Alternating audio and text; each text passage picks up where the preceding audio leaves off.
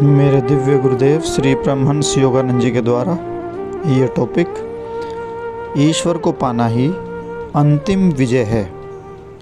परमहंस योगानंद जी समझाते हैं, इसलिए स्मरण रखिए, याद रखिए, कभी मत सोचिए कि आप बदल नहीं सकते।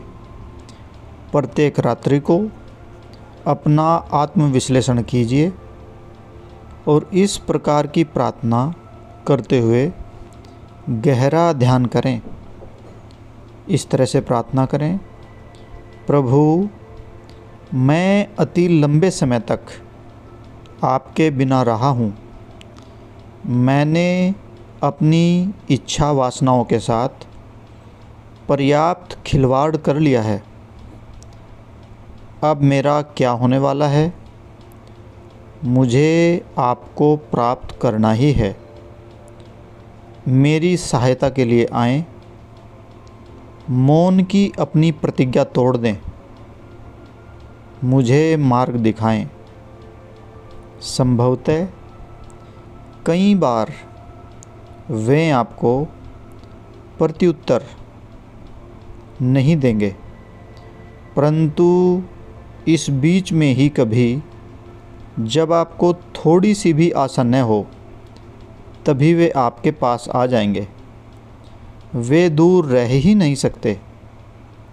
जब तक आप में मलिन कुतूहल है, बेचैनी है, तब तक वे आपके पास कभी नहीं आएंगे। परंतु यदि आप सचमुच मन से उन्हें चाहते हैं, तो आप चाहें कहीं भी हो, वे आपके पास आ जाएंगे।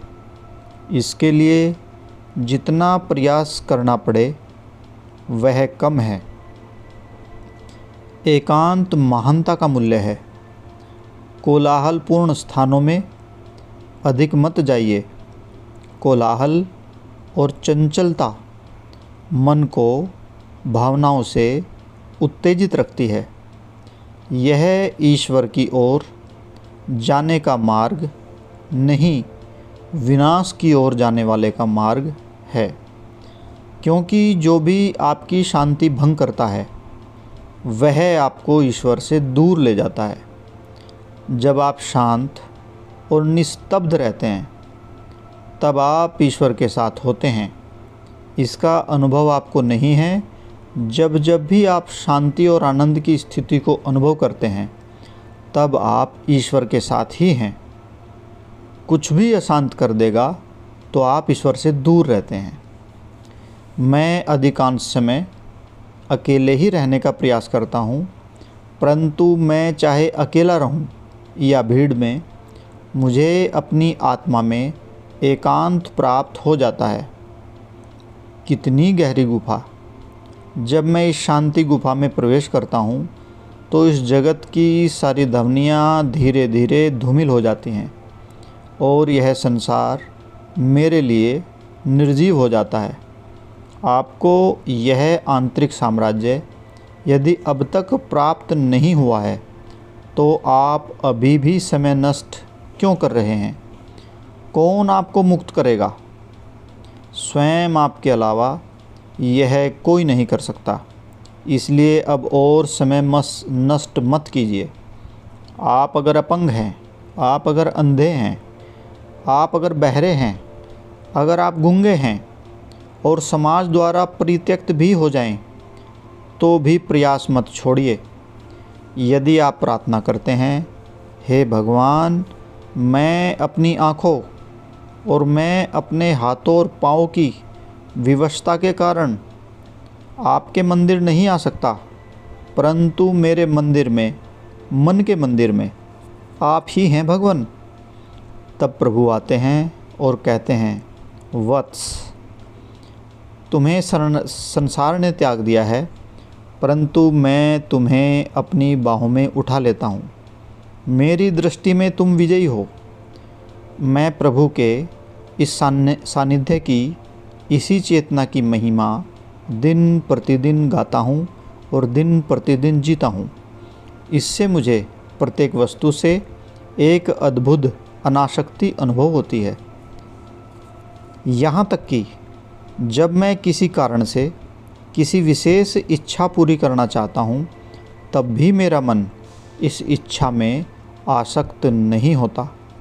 ब्रह्म ही मेरा आहार है, ईश्वर ही मेरा आनंद है, ईश्वर ही मेरी भावना है, ईश्वर ही मेरा मंदिर और ब्रह्म ही मेरा श्रोता है। ब्रह्म ही मेरा पुस्तकालय है जिससे मुझे प्रेरणा मिलती है।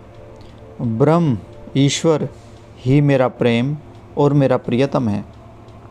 ब्रह्म ही मेरी सब इच्छा आकांक्षाओं को संतोष दाता है, क्योंकि उसी में मुझे सारा ज्ञान, प्रियतम का सारा प्रेम, सारा सौंदर्य, सब कुछ मिल जाता है।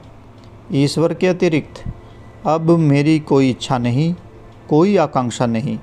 मैंने जो भी प्राप्त करना चाहा वह सब मुझे भगवान में मिल गया और आपको भी मिल जाएगा। प्रत्येक मनुष्य को अपनी विजय स्वयं प्राप्त करनी पड़ती है। मन में ठान लें कि आप सर्वोच्च विजय प्राप्त करके ही रहेंगे।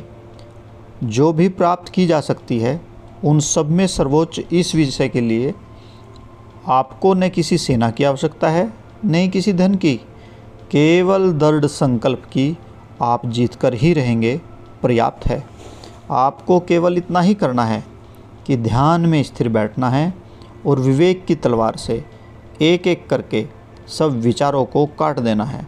जब सब विचार हट जाएंगे तब शांत ज्ञान रूपी ईश्वर का साम्राज्य आपका हो जाएगा। यह प्रवचन सुनने वाले आप सब में से जो भी बदलने का मनपूर्वक प्रयास करेंगे वे ईश्वर के साथ अधिक संपर्क कर पाएंगे और ईश्वर में अपनी आत्मा की सच्ची शाश्वत विजय प्राप्त करेंगे। अब और समय नष्ट न करें, क्योंकि आपका अपना शरीर रूपी घर बदलना पड़ सकता है। दूसरा अवसर मिलने तक आपको बहुत लंबे समय तक प्रतीक्षा करनी पड़ेगी। पुनर्जन्म और बचपन की पीड़ा, युवावस्था की चंचलता और अशांति से फिर गुजरना पड़ेगा। निरर्थक इच्छा वासनाओं में समय नष्ट करने का क्या लाभ। मृत्यु के समय जिन वस्तुओं को यहाँ छोड़ना ही पड़ेगा, उन्हें प्राप्त करने में अपना जीवन व्यतीत करना मूर्खता है। उस प्रकार सुख आपको कभी नहीं मिलेगा, परंतु ईश्वर को पाने के लिए हर प्रयास जो आप करेंगे उसके बदले आपको आत्मा का चिर निरंतर उपहार प्राप्त होगा। आप में से जो ईश्वर के सच्चे प्रेमी हैं, उन्हें अपने वैभव की ही नहीं ब्रह्म के वैभव की प्राप्ति के लिए अभी से प्रयास आरंभ कर देना चाहिए। जय गुरु जी।